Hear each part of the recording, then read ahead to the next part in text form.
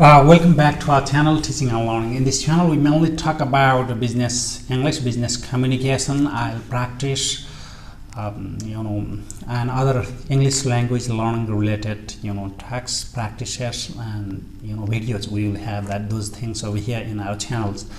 So my name is Chetra, and today in this video, I'm going to talk about, why the pronunciation and fluency is both of them are very important whenever we learn second language. They are very important because that I realize in my professional life, and I have seen the cases, and I have observed these scenarios where also people, because of the lack of the efficient pronunciation and the they cannot speak fluently, so that they have the problem. And mainly, as we often say that accent or pronunciation betrays the personality of the person, and it happens all over the world. And we often say that dialect betrays the personality of a person. So what kind of pronunciation, what kind of accent do you have in relation to your second language learning, and what is the degree of fluency? To what extent you can resemble the native speakers, or sometimes even the non-native speakers who are very fluent in that language. So you need to compare with them.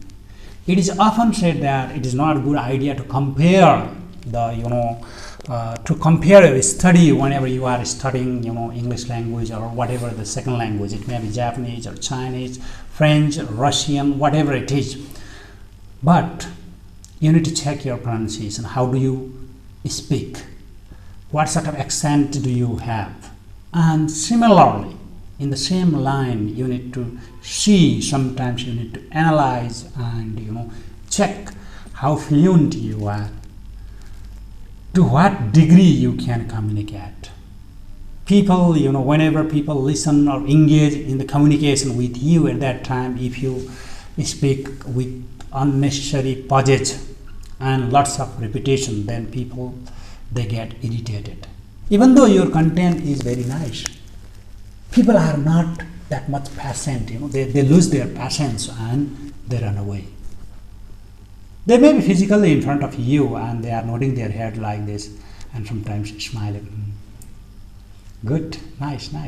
They may be saying that way, but they lose their concentration, focus, and their focus may be shifting from your subject matter, your presentation, to others subject matters. So today in this video, I really want to recommend you, if you really want to improve, if you want to feel that you have good level or good competence of English language, why don't you try to improve, focus, enhance your pronunciation skills as well as fluency. There are many professors of English, there are many teachers, there are many language instructors. I'm not talking about other people whose primary profession is something else. For example, doctors, engineers, and scientists, they do not have that much connection with the second language, even though they have to deal with it, but it is not their profession to give, to support, to facilitate somebody about that language. I'm mainly focusing to the teachers and the professor of the universities. Yes, I am also the lecturer of the university, so that it's my responsibility to improve my fluency and pronunciations. Whatever I have, it's okay. Don't cry for this one, and don't feel shame and oh my goodness, I don't have that good pronunciation and fluency. No need to do that one. Whatever you have, it's okay. As a teacher and as a professor, what we need to do is we need to improve from our level.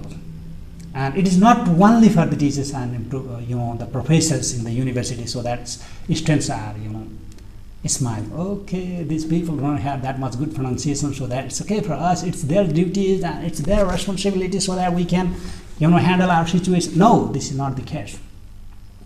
To the students also, whatever you have, it's okay. Now you need to allocate a little bit time to improve to practice pronunciation and fluency aspect of the language, correctness and appropriateness may come, and you will get that mastery also on that aspect of language. So it is very difficult to move ahead all the aspects together, even though there is the debate nowadays. The scholars, the language pandit, they are communicating that okay, language should be taught, should be practiced, and should be learned in the interrogative way, in a collective way. You cannot separate listening, speaking, reading, and writing. You cannot separate vocabulary and structure, or let's say grammar. You cannot separate fluency with the accuracy or kind of things. No. What I'm trying to request all of you from this video, all my dear students who are trying to improve your English for the day-to-day purpose and professional purpose, whatever purpose you have. Allocate the time for the fluency and also allocate the time for the pronunciations. So if you improve in a relative higher degree in case of pronunciation and fluency, then you can handle the situation properly.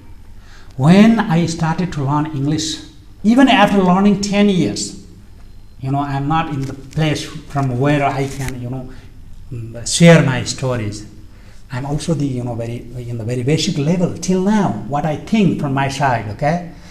But look at wherever I am right now. In the beginning, after learning 10 years English in the schools, I could not make the complete sentence in a very natural way. Whenever I used to speak English, it was something different, my physical and mental state. My body organs, let's say the speech organs, could not coordinate to my information that is inside my mind. Whatever I wanted to say, but my speech organs could not follow it. Even today, I have a kind of problems, but at least now I can maintain to the situations, whatever you think about. So focus to the pronunciations and fluency, and that will give you more opportunities, and people will immediately, they will have different perception about you. If you speak better accent, better pronunciations, and if you have the fluency, whenever you communicate at that time, people make a kind of picture inside their mind that your English is good. Not to justify this, but let me share one small story, anecdote, the real story that I have experienced in my life. 10 years ago, I was in the capital of the country, and at that time, I used to facilitate the students of the IELTS, those students who are looking for the IELTS exam, IELTS test. So I used to facilitate, give them some sort of feedback and ideas how to, improve their English and how to prepare better for the IELTS exam. One of my friends used to teach Japanese language at that time, and one day, we were having coffee together in a restaurant, and immediately another friend came with a his Japanese guest, and that friend who came with the Japanese guest was the tourist guide. He didn't have that much good level of education, informal education and school education, even though it doesn't have any connection with the Japanese language. Our education system doesn't have any connection with the Japanese language. Whatever the case, he didn't have that much good level of education. He didn't have at least the university degrees and kind of things. He just completed his school level, and his Japanese was also not that much good. But my friend who used to teach Japanese language to those students who wanted to go to Japan for the work and study purposes, and that guy, my friend, had very good, the teacher who used to teach the Japanese language had very good knowledge of Japanese vocabulary, Japanese grammars, and he could read the very advanced books written in Japanese language also. He learned many kanji. Kanji, do you know? That is the written script of Japanese language. He knew also so many kanjis at that time. But the problem is, once when we were introduced each others, and that friend, that Japanese guide, tourist guide, spoke to my friend, the Japanese language instructor, And when he communicated with him, he talked with him at that time, he spoke just 3 sentences. I didn't know because I don't have the knowledge of Japanese language. But he spoke that way, I could easily figure it out that it was nearby to the Japanese accent, number 1. And he spoke with the very smooth fluency, number 2. And he spoke with the very confidence, even the appearance whenever he was speaking. He spoke 3 sentences. In between, my friends also wanted to talk, wanted to say something, but his fluency was very bad. The teacher who used to teach Japanese language, he was trying to make the subject, object, verb, and trying to figure it out which word would be suitable, and that broke the fluency of that Japanese language instructor.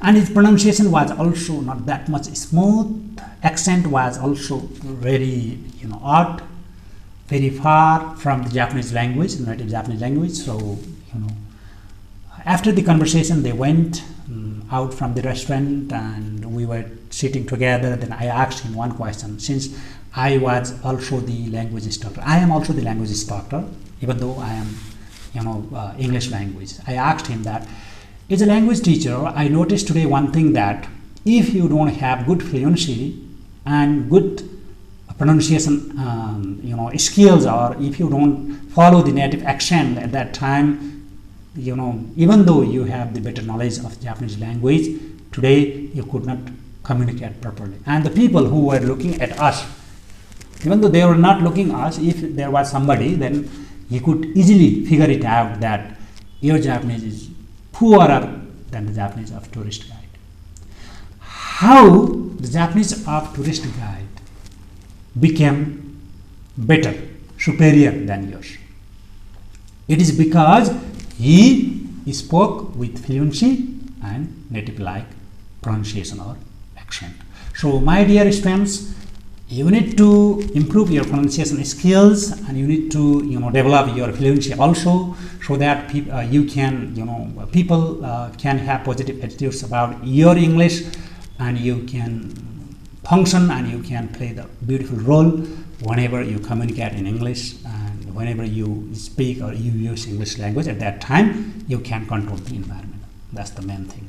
It is not, I'm not encouraging you to copy the either British people or American people. You can speak on your own way, but at least you need to speak like other people of your country, of your accent, of your variety of English language. It may be Indian English also, but why don't you try to follow those Indians who can speak English fluently? It may be Chinese English, Chinglish. If you are speaking Chinese English, why don't you make your English like how the expert Chinese man who speaks English in a very fluent way? So that at least that is the requirement. Pronunciation and fluency matter a lot. They matter a lot. I have visited many professors in the universities whose native language is not English. And whenever they speak, whenever they present their presentation, whenever they give the lectures, at that time they make so many Today, in Marxism, what we need to know is Marx highlighted the working class and bourgeoisie, whatever we say. If you start to communicate English that way, then people become impassioned and they don't have patience to stay and listen to your speech. Need to make it more smooth and more fluent. And there are many professors, there are many teachers, there are many students whose English is very good, but they don't have good level of fluency and fluency and pronunciation. Because of that, people are not interested to communicate in English with them. I have heard an incident where a PhD holder in English literature tried to speak English whenever he was visiting his neighboring country. At that time, the people, the person with whom he was talking, requested him, please speak in your own language. I can understand your language, your mother tongue, rather than your English. I feel comfortable, even though your mother tongue and my mother tongue is not same, they are similar, but I will try to understand the meaning. I'll try to figure it out the meaning. Why are you speaking English? So that way also people communicate. And other, it's a matter of same. So why don't you try to speak in a natural way? Try to improve fluency every day, the speed, and you need to understand whenever we talk about the fluency at that time, we need to understand, what breaks the fluency. If you look for the correct, appropriate use of language, at that time your fluency is broken. To maintain the fluency, speak in a fluent way. Don't think about the grammars. Grammar will be with you after some period of time if you maintain the habit of speaking in a fluent way. As a fluent speaker, these are very important things you need to understand. Okay, so fluency and pronunciation. How can you improve your fluency and pronunciation? I will talk in the next video. So in this video, I just highlighted why fluency and pronunciations are important in second language learning and teaching. Thank you very much. If you have any question, any comment, please put them in the comment box. And if you have any questions also, you can ask me in the comment box. Thank you very much. Thank you.